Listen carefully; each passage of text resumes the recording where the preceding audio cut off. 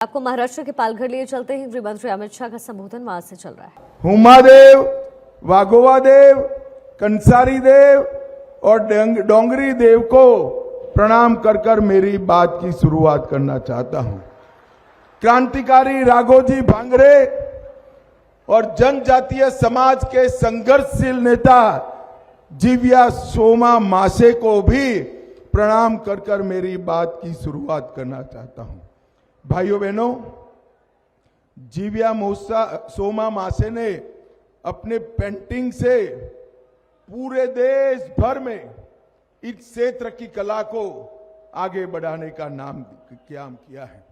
भाइयों बहनों, ये उद्धव ठाकरे एंड कंपनी अलग अलग बातें करके चुनाव को गुमराह करती है, शरद राव गुमराह करते, मगर पालघर वालों में कहने आया हूं, ये चुनाव जो है मोदी जी को तीसरी बार प्रधानमंत्री बनाने का चुनाव है। ये चुनाव जो है देश के विकास को 3 गुना गति से आगे बढ़ाने का चुनाव है। ये चुनाव है भारत को दुनिया में तीसरे नंबर का अर्थतंत्र बनाने का चुनाव है। और ये चुनाव है, मेरी गरीब आदिवासी समाज की बहनें आई हैं, वो माताओं बहनों को 3 करोड़ लखपति दीदी बनाने का ये चुनाव है। भाइयों बहनों, ये सारे इंडिया अलायंस वाले इकट्ठा हुए, उनका एक ही काम है, सुबह शाम मोदी जी को गाली देना। मगर इस तरह से देश नहीं चलता है। मैं आज इंडिया अलायंस वालों को 1 महीने से पूछता हूं, उनका नेता कौन? भाई आप बहुमत में आओगे तो इस देश का प्रधानमंत्री कौन बनेगा? पालघर वालों, आप बता सकते हो क्या? बता सकते हो? चलो भाई, ऐसा नहीं, मैं एक एक कर कर पूछता हूं। उद्धव ठाकरे जी बन सकते हैं क्या? अरे जोर से बोलो, बन सकते हैं? शरद पवार जी बन सकते हैं क्या? स्टालिन बन सकते हैं क्या? ममता दीदी बन सकती है क्या? अब देखो, हंसना मत, अंतिम नाम कहता हूं, हंसना मत। राहुल बाबा बन सकते हैं क्या? अरे क्यों हंसे यार? हंसने की तो ना बोली थी मैंने।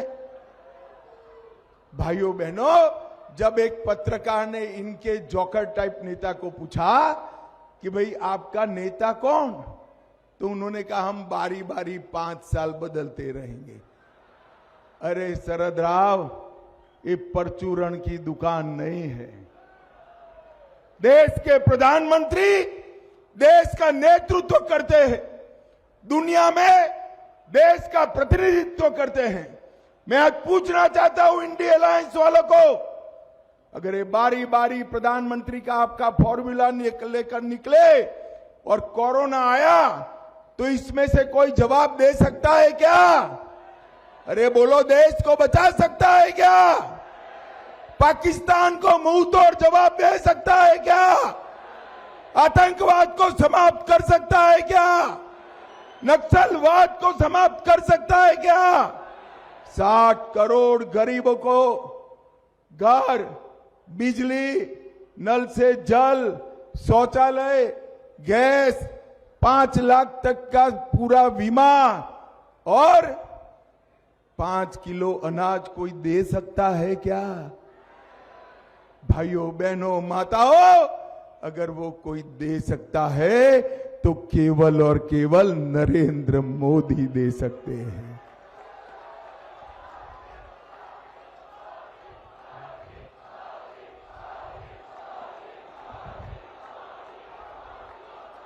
भारत माता की।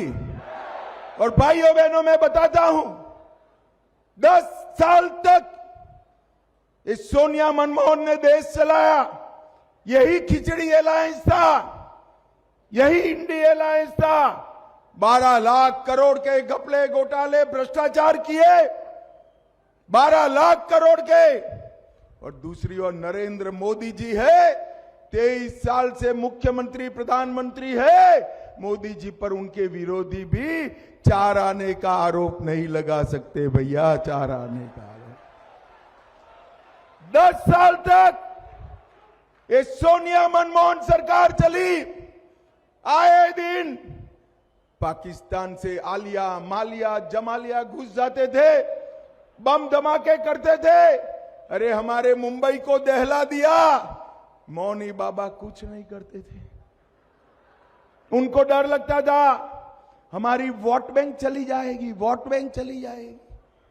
मोदी जी आए, पाकिस्तान को आदत जो लगी थी, उरी और पुलवामा में हमला किया और 10 ही दिन में मोदी जी ने पाकिस्तान के घर में घुसकर सर्जिकल स्ट्राइक और एयर स्ट्राइक कर आतंकवादियों का सफाया करने का काम नरेंद्र मोदी जी ने। अरे उद्धव ठाकरे किसके साथ बैठे हो? जो कसाब की पैरवी करते हो, सत्ता के लिए उनके साथ बैठे हो। शर्म